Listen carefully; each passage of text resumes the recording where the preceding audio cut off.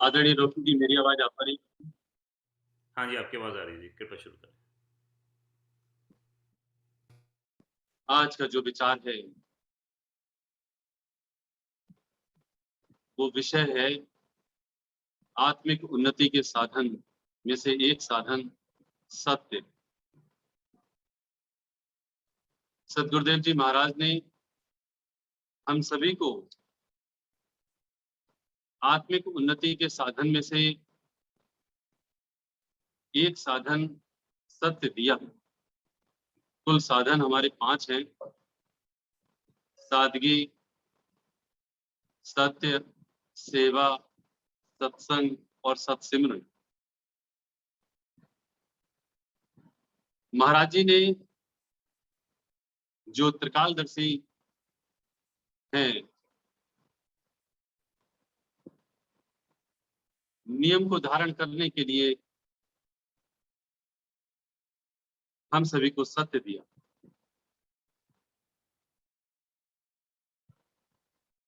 ये संसार मिथ्या है, सत्य एक ईश्वर है। वो सत्य जिसकी हम सबको तलाश है, जो परम शांति है, जो अखंड शांति है। ग्रंथ श्री समता विलास में वचन नंबर 35 में महाराज जी के शब्दों में हम स्वयं सुनते हैं कि वो हमारा मार्गदर्शन क्या कर रहे हैं। सब संसार मिथ्या है, सत्य एक ईश्वर है। इस विश्वास को धारण करना सत्य की असली पूजा है। नाशवान दुनिया के सुख दुख, नाशवान दुनिया के दुख से सच्चाई की तलाश करने से ही निजात मिलती है।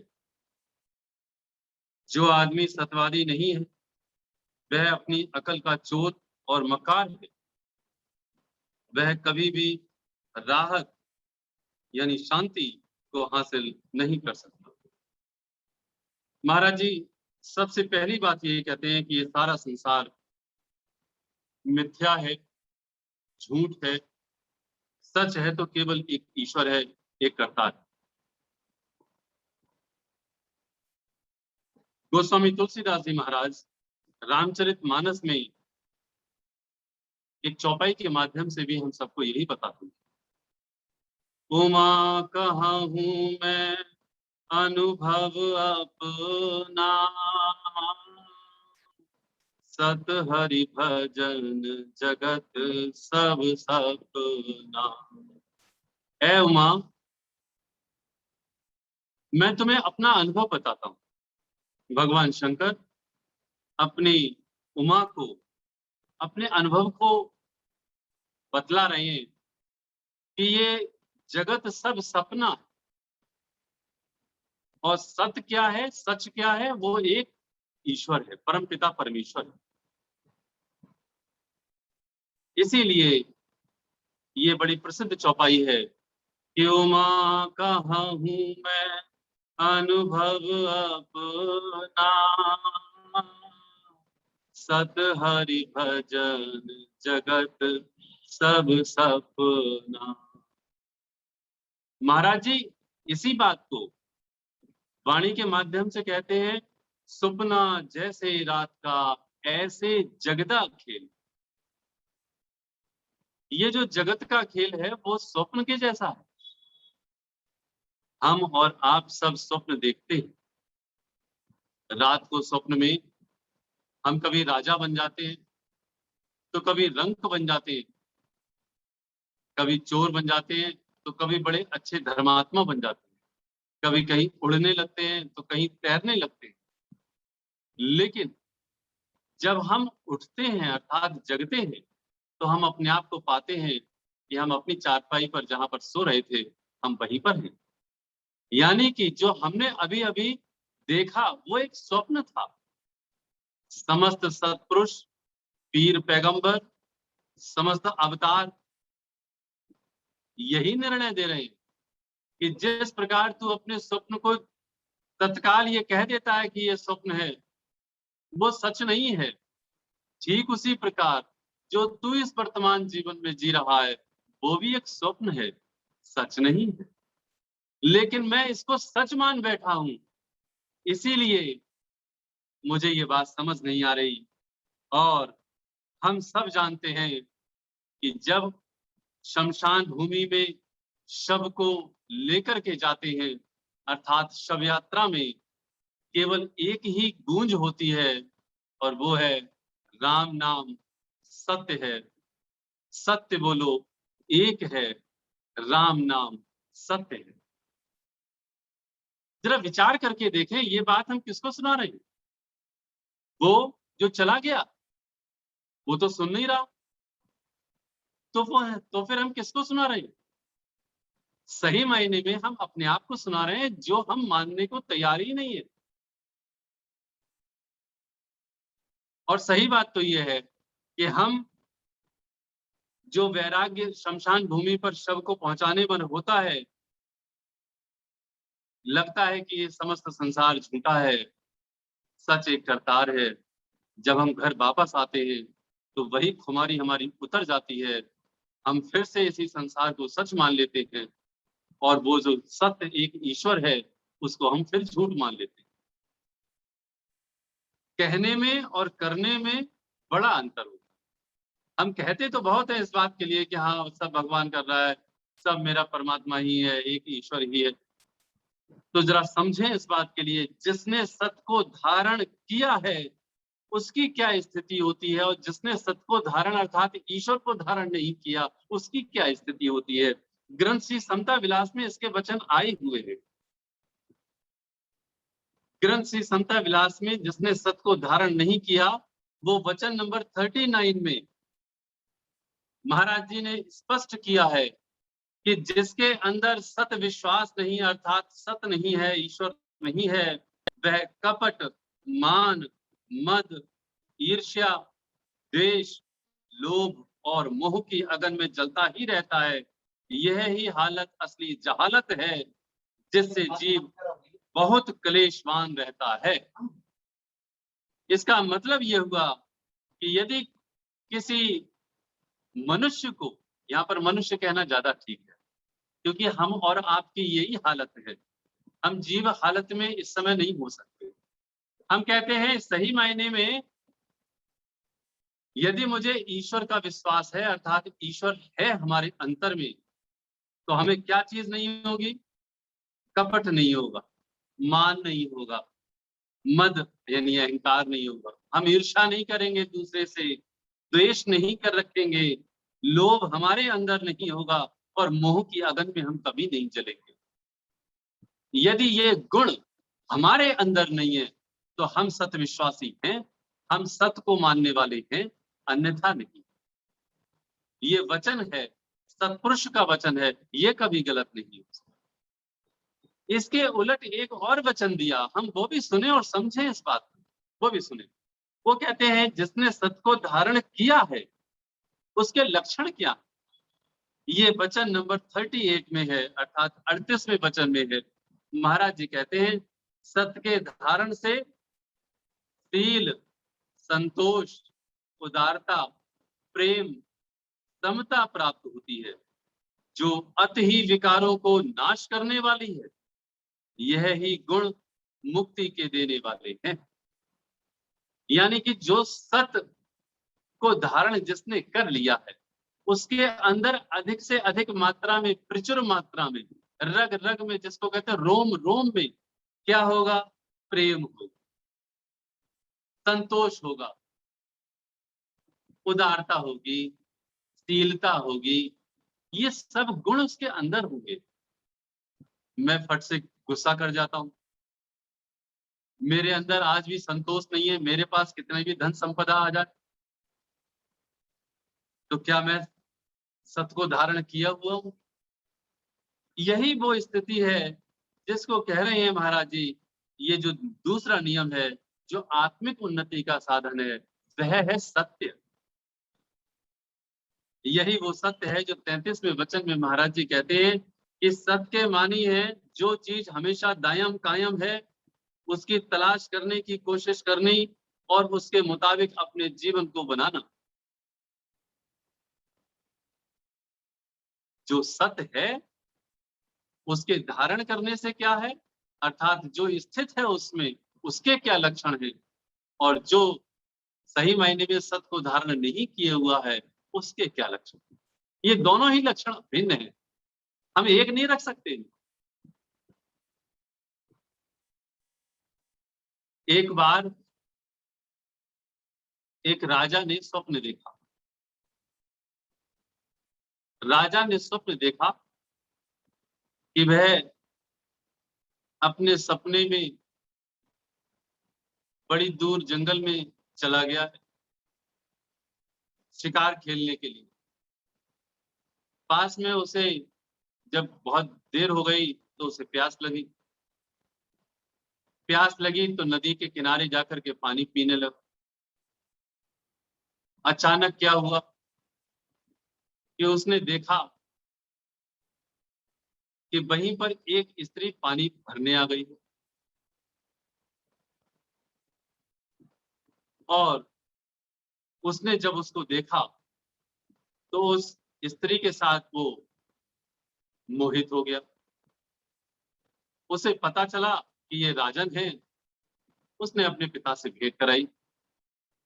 पिता से राजा ने उनकी ही पुत्री को मांग लिया। पुत्री से विवाह हो गया। विवाह हो गया तो उस स्त्री से उसके 4 बच्चे हो गए और 4 बच्चे हो गए। वो बड़े सुख से वही बालपन में बड़े होकर के युवावस्था को प्राप्त हो गए और फिर से वही राजा शिकार खेलने के लिए गया और शिकार खेलते ही खेलते वो फिर से उसको प्यास लगी और फिर से वो पानी पीने पहुंचा। क्या देखा कि अचानक बाढ़ आ गई और जैसे ही बाढ़ आई, पानी तो क्या, उसका जो सारा घर था, उसके जो बच्चे थे चारों, वो सब उस बाढ़ में बह गए। जब वो बाढ़ में बह गए तो वो उसी नदी के किनारे जिस टहनी को पकड़ करके वो बच गया था, पेड़ की टहनी थी उसको पकड़े हुआ था, वो बच गया, बाकी सब बह गए। उसकी पत्नी, उसके बच्चे, उसके ससुर सब बह गए। जब बाढ़ चली गई, शांत हो गई, तो वो रोने लगा। अब वो रोते रोते ये ख्याल आया कि वो ज्यादा से ज्यादा रो रहा है, तो उसकी रानी ने उसको जगाया और कहा, राजन, आप क्यों रो रही हैं? जब राजा की आंख खुली तो उसे बड़ा विस्मय हुआ, बड़ा आश्चर्य हुआ। अरे, यानी कि जो बच्चे 4 हुए थे वो युवावस्था को प्राप्त हो गए। 27 साल उसने अनायास ही लगभग 15 मिनट में पूरा सपना देख लिया और वो वास्तविकता में रो रहा था। राजा बड़ा ज्ञानी था, बड़ा बुद्धिमान था।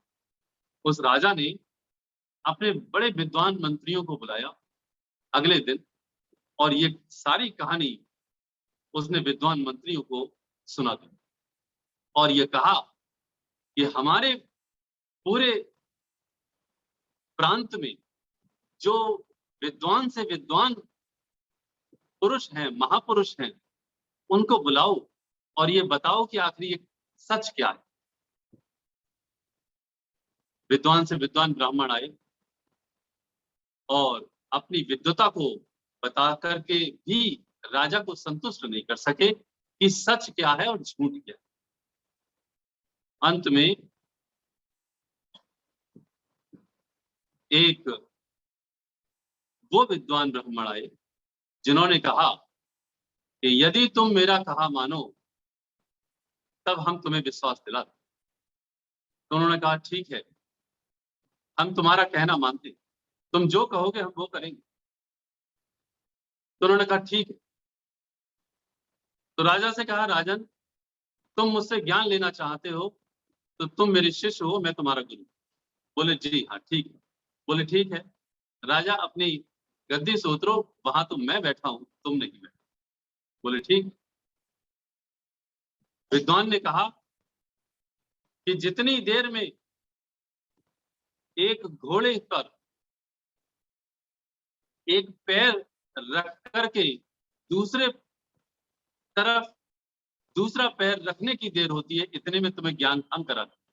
बोले ठीक है, लेकिन शर्त यह है राजन, जिस गद्दी पर हम इस समय बैठे हैं ये तुम्हारी गद्दी है, लेकिन आज हम आसीन, इस समय तुम्हें अपना मन हमें देना पड़ेगा।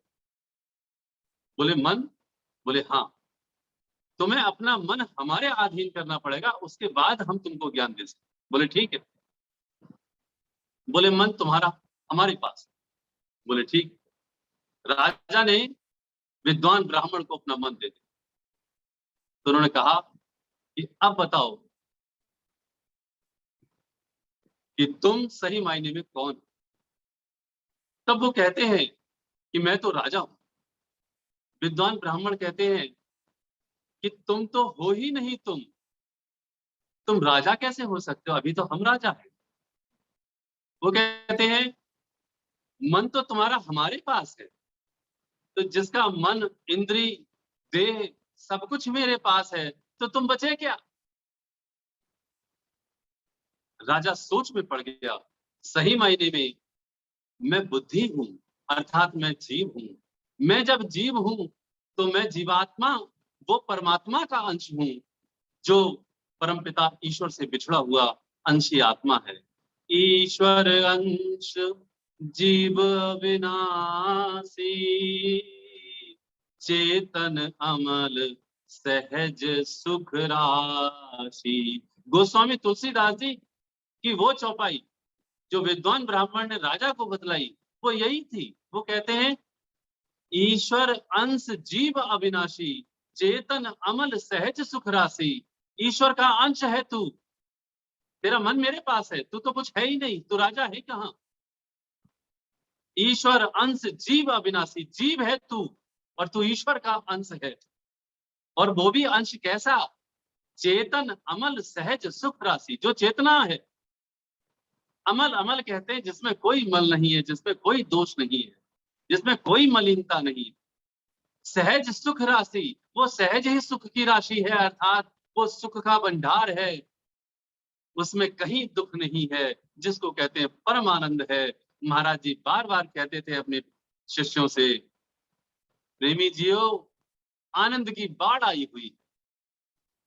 महाराज जी यूं ही नहीं कहते थे कि आनंद की बाढ़ आई हुई है, वास्तविकता में वो सहज सुख की राशि में स्थित थे। सहज सुख की राशि में जो स्थित हो, जो सत में स्थित हो, वो परमानंद में परमानंद है, वो परमात्मा है, वो ईश्वर है, वो परम पिता परमेश्वर। इसीलिए ये जो दृष्टांत है, अगर हम इस दृष्टांत को गहराई से मनन करें तब हमें पता चलेगा कि हम कौन। आगे गुरुदेव कहते हैं कि इस मनुष्य की हर नेक करने का फल जो है वो ईश्वर का विश्वास ही है, अर्थात सत्य में स्थिति ही है, जो आत्मिक उन्नति का साधन सत्य है। ये वचन नंबर 47 और वचन नंबर 48 में महाराज जी ने बड़े सुंदर शब्दों में हम सब के लिए इसका वर्णन किया है। वो भी सुने कि 47 वचन में महाराज जी क्या कहते हैं कि हम जितने भी यत्न करते हैं, जितने भी प्रयत्न करते हैं, उसका एक ही फल है। वो कौन सा फल है कि मैं सत्य के आधार पर अपने जीवन को व्यतीत करूं। सुनिए, सब जतन मानुष के अकार्थ हैं, जिसके मन में सत्य विश्वास, सत्य की कोशिश, सत्य का विचार नहीं आया। जब तप, पुण्य, दान और कठिन से कठिन तपस्या का सार यह ही है कि मन में सत्य भावना पैदा हो जाए और हर वक्त सत्य के साधन में मग्न रहे। यह ही खुशी है और निजात। महाराज जी ने 4-5 शब्दों का प्रयोग किया।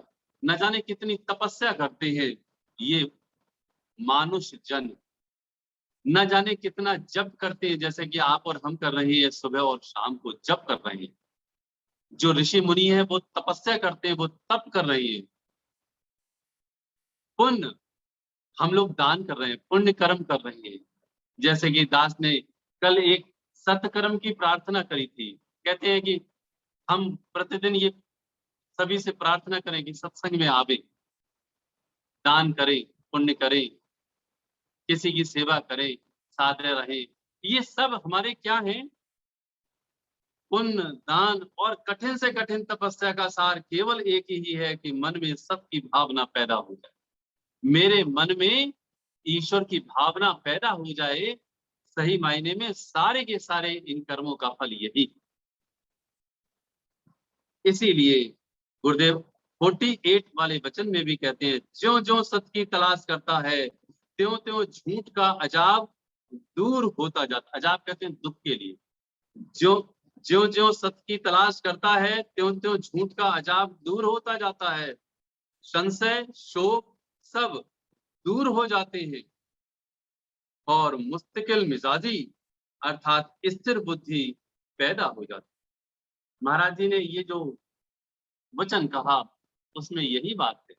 हम जैसे जैसे सत्ययत्न करते हैं, हम जैसे जैसे सतमार्ग की ओर कदम बढ़ाते जाते हैं, सुबह और शाम सिमरन करते हैं, एक ईश्वर पर भरोसा करते हैं, तब हमारी बुद्धि स्थिर हो जाती है, चंचल नहीं होती। जैसा कि मन अति चंचल है, ये मन बुद्धि को स्थिर कर देता है। इसीलिए जितनी भी कोशिश है, वो सारी की सारी किसकी है? एक सत भावना की पैदा करनी, जो हम सब कर रहे हैं। हम सब उनके बारे में भी सुन ले जो सत में स्थित थे, क्योंकि जो सत में स्थित है उनके लिए उनकी संपूर्ण प्रकृति उनके अधीन होती है। ये बात हमको समझ में आनी चाहिए। महाराज जी सत में स्थित थे। सबसे पहले गुरुदेव का उदाहरण लेते हैं। सत में स्थित थे महाराज जी। एक बार की बात है, दृष्टांत बड़ा संक्षिप्त देने की कोशिश करेगा दास। एक बार की बात है कि जब भक्त प्रहलाद की घटना पे बहस चल गई थी, तब महाराज जी ने तंदूर में अपना पैर डाल दिया था। जब पैर डाला था, तब उस समय तंदूर बड़े प्रचंड स्थिति में था। उस तंदूर की अग्नि भी महाराज जी के बाल को जला नहीं सकी। जितने भी प्रेमी वहां पर बैठे थे, उनके साथी बैठे थे, उन्होंने देखा इस बात के लिए कि महाराज जी का एक बाल भी नहीं जला। इसका अर्थ क्या हुआ? वे गहराई से विचार करें। जो हम अग्नि को देखते हैं, तो अग्नि का गुण है जलाना। आप और हम आग में हाथ डालेंगे तो हाथ जल जाएगा, पैर डालेंगे पैर जल जाए। लेकिन महाराज जी के पैर को अग्नि नहीं जला रही है, अर्थात संपूर्ण प्रकृति उसके अधीन होती है जो सत में स्थित होता है। ये बात महाराज जी ने प्रदर्शित करके उन प्रेमियों को बतलाई कि जो भक्त प्रहलाद पर विश्वास नहीं करते थे, क्योंकि भक्त प्रहलाद भी सत में स्थित थे। इसकी कहानी सबको पता है। भक्त प्रहलाद को उनकी बुआ होलिका मां गोद में लेकर के अग्नि में बैठ गई, जिससे कि मैं बच जाऊंगी और प्रहलाद जल जाएगा। मुझे ब्रह्मा का वरदान है कि अग्नि मुझे जला नहीं सकती। हुआ क्या? ठीक उल्टा हुआ। भक्त प्रहलाद बच गए और होलिका मां जल गई। अर्थात जो सत में स्थित हैं, वो कभी भी उनका अहित ये संपूर्ण प्रकृति कर ही नहीं सकती। ये बात सिद्ध करती है। भक्त प्रहलाद को मारने के लिए न जाने कितने यत्न करेंगे, लेकिन सब विफल रहे। ऐसे ही गुरुदेव की भी यही घटना थी, जो उनके पैर को ये आग बाल भी बांका नहीं। ऐसे न जाने कितने उदाहरण हैं। ये बात दास एक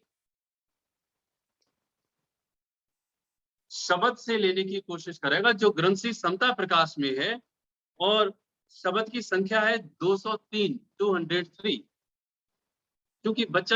चूंकि समय इजाजत नहीं देता, इसमें बड़े अच्छे उदाहरण महाराज जी ने ग्रंथ श्री समता प्रकाश के शब्द में दिए। कि गौतम भरतरी गोपी चंद जाए, बसे बीवान अघोरे। आगे कहते हैं, सत के ताई दाता होया, हरि चंद सतदानी, राजा राज त्याग के लई गुलामी, जाए शमशान करी निगरानी। हरिश्चंद्र सत में स्थित थे, शमशान में जाकर के नौकरी की, और उनकी पत्नी जब आई तो उनसे कर मांगा उन्होंने, क्योंकि वो सत में स्थित। ऐसे कहते हैं, सत विचार के निर्दय हुआ, राजा जनक ज्ञानी, मणि सुखदेव त्यागी, माया गर्भ में सत पहचाने। और कहते हैं, सत के ताई दशरथ पुत्र, राम भयो बनवासी, और सत का जीवन सीता धारे, करी दैत कुल नासी। जिनको आज हम और आप सब पूज रहे हैं, महाराज जी कह रहे हैं वो सत में स्थित थे। ये वाणी फरमान कर रही है, वाणी कह रही है, कह रहे हैं कि सत के ताई दशरथ पुत्र, जो दशरथ के पुत्र थे, राम थे, वो सत में स्थित थे। राम भयो वनवासी, उन्होंने केवल पिता की आज्ञा प्राप्त करते ही वनवास में चले गए। और कहते हैं, सत का जीवन सीता धारे, करी दैत कुल नासी। वो सीता जो राम की पत्नी थी, वो भी सत में स्थित थी, उन्होंने भी दोनों कुलों को तार दिया। तो ये पूरा शब्द न जाने कितने सत्पुरुषों का बखान कर रहा है। अर्थात दास का जो विषय था, वह जो सत में स्थित थे, वो संपूर्ण प्रकृति उनके अधीन हुआ करती है, ऐसा हम सब इस बात को जानते हैं। ये सब उदाहरण है। अंत में केवल 2 मिनट इस बात की बात दास करेगा कि हमने जो सत की बात इतनी व्याख्या से सुनी, हम इस सत को धारण कैसे करें, क्योंकि हम तो आम जीव हैं। हम जो आम जीव हैं, हम कैसे इस सत को धारण करें, उसको भी सुने। महाराज जी कहते हैं वचन नंबर 54 में, क्योंकि महाराज जी का वचन ही सबसे ज्यादा असरदार हो सकता है। सुनिएगा ध्यान से कि अगर हम इस सत को धारण करना चाहते हैं तो क्या करें। महाराज जी कहते हैं, सत का साधन कठिन है, मगर असली खुशी इसी में ही है। इसलिए जो चीज अंजाम में सुखदाई होवे, उसकी कोशिश करके धारण करना चाहिए। महाराज जी ने सबसे पहली स्थिति ये बताई कि सत का साधन कठिन है, सरल नहीं है। हम संसार को भी पालें और करतार को भी पालें, ये संभव नहीं है, ये आसान नहीं है, ऐसी बात नहीं है। महाराज जी कहते थे खांडे की धार है, दुधारी तलवार है, ये आसान बात नहीं है। लेकिन महाराज जी अब फिर से कह रहे हैं, मगर असली खुशी इसी में ही है। इसलिए जो चीज अंजाम में सुखदाई है, उसको कोशिश करके धारण करना चाहिए। 5000 साल पहले भगवान कृष्ण ने इसी वचन के इसी वचन को कोरिलेट करने के लिए दास ने इस बात के लिए बताया है, बताने की कोशिश कर रहा है दास, कि यही बात भगवान कृष्ण ने भी 18वें अध्याय में 36वें श्लोक में और 37वें श्लोक में कही। भगवान कृष्ण कहते हैं,